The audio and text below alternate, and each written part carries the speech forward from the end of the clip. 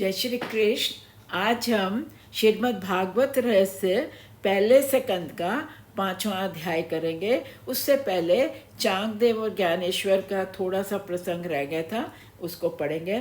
जब चांगदेव जी कोरा कागज पत्र के रूप में ज्ञानेश्वर जी को भेज देते हैं बिना संबोधन के, तो उनका जवाब आता है 14 साल की उम्र तक भी तुम कोरे के कोरे रह गए। तो चांगदेव जी ने सोचा ऐसे ज्ञानी को मिलना चाहिए। वह बाघ शेर पर अपने शेर के ऊपर सवार होकर सर्प की लगान लगाकर ज्ञानेश्वर को मिलने चले। ज्ञानेश्वर जी ने सोचा जो आदमी अपनी सिद्धियों के अभिमान में पत्र में पूज्य शब्द से संबोधन नहीं लिखा, उसे इस कुछ पाठ तो जरूर सिखाना चाहिए। संत मिलने आ रहा है, उसकी आभक्त करनी चाहिए। उस समय ज्ञानदेव चौके पर बैठे होते, ज्ञानेश्वर जी चौकी के ऊपर बैठे थे। उन्होंने चौकी को चलने की आज्ञा दी और पत्थर का चौक चल पड़ा। ये देखकर चांगदेव जी ने महसूस किया कि मैंने तो हिंसक पशुओं को ही वश में किया है, जबकि ज्ञानेश्वर ने तो ऐसी शक्ति है जो जड़ पदार्थ को भी चेतन बना देता है। दोनों में मिलन हुआ। चांगदेव ज्ञानेश्वर के शिष्य बन गए। इस दृष्टांत से सबक मिलता है कि हम योग से मन को नियंत्रण करने की अपेक्षा प्रेम से मन को वश करने की कोशिश करें। अब 5वां अध्याय श्री सूत जी से शौनक आदि ऋषियों का प्रश्न। नैमिषारण्य में 88,000 ऋषियों का ब्रह्म सूत्र हुआ। उसमें एक बार सूत जी पधारे। शौनक आदि ने सूत जी से प्रश्न पूछा कि जीव मात्र का कल्याण कैसे हो सकता है। कल्याण का सुलभ और सरल मार्ग बताइए। कलयुग में शक्तिहीन मनुष्य भी जिसका उपयोग कर सके ऐसा कोई साधन बताइए। इस कलयुग में मानव मन बुद्धि और मंद शक्ति तो कठिन मार्ग नहीं अपना सकेंगे।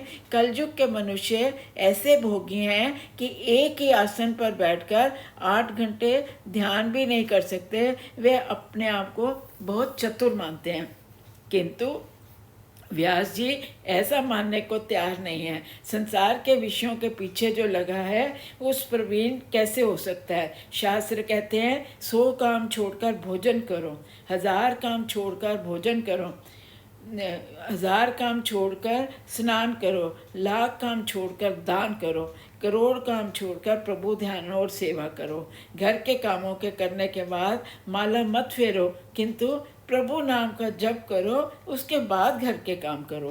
करोड़ों काम छोड़कर प्रभु का सिमरन करो। कलयुग के लोग जो काम करते हैं वह नहीं करते, जो करने चाहिए वो करते हैं, जो नहीं करने चाहिए वो करते हैं, जो करने चाहिए वो नहीं करते। इसलिए व्यास जी ने उनको मंद बुद्धि कहा है। कलयुग में जब धर्म बढ़ता है तब धर्म किसका आश्रय लेता है। प्रथम संगंध का प्रथम अध्याय प्रश्न अध्याय कहलाता है। ये हम स्कंद पढ़ रहे हैं, इसको प्रश्न अध्याय। सब लोग अपने प्रश्न पूछेंगे।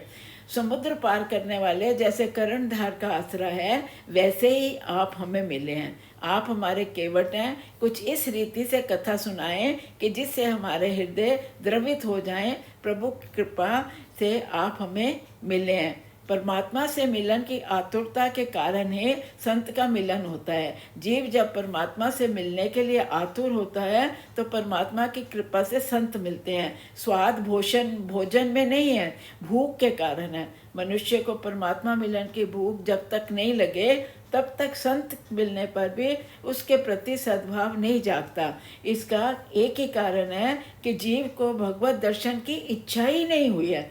वक्ता का अधिकार सिद्ध होना चाहिए, श्रोता का भी अधिकार सिद्ध होना। ये नहीं बोलने वाला को ये कहना चाहिए, सुनने वाले को भी ध्यान से कथा सुननी चाहिए। श्रवण में 3 प्रधान अंग हैं, एक श्रद्धा, दूसरा जिज्ञासा और तीसरा निर्मलता। श्रद्धा से सुननी चाहिए कथा, सुनने की जिज्ञासा होनी चाहिए और बिना किसी वैर विरोध के और बिना ईर्ष्या भाव या उसके से। एक महात्मा रामायण की कथा कह रहे थे। कथा के समाप्त होने पर एक श्रोता ने पूछा कि मेरे को एक बात बताइए, राक्षस कौन था, राम या रावण। महात्मा बोले मैं राक्षस था जिसने तेरे जैसे को कथा सुनाई कि तू ऐसा प्रश्न पूछ रहा है कि राक्षस कौन था रामायण में, राम या रावण। तो इसलिए श्रोता भी अच्छा होना चाहिए कथा का, और सुनने वाला भी पूरी श्रद्धा भक्ति से सुने, उसी कथा का आनंद आता है। जय श्री कृष्ण।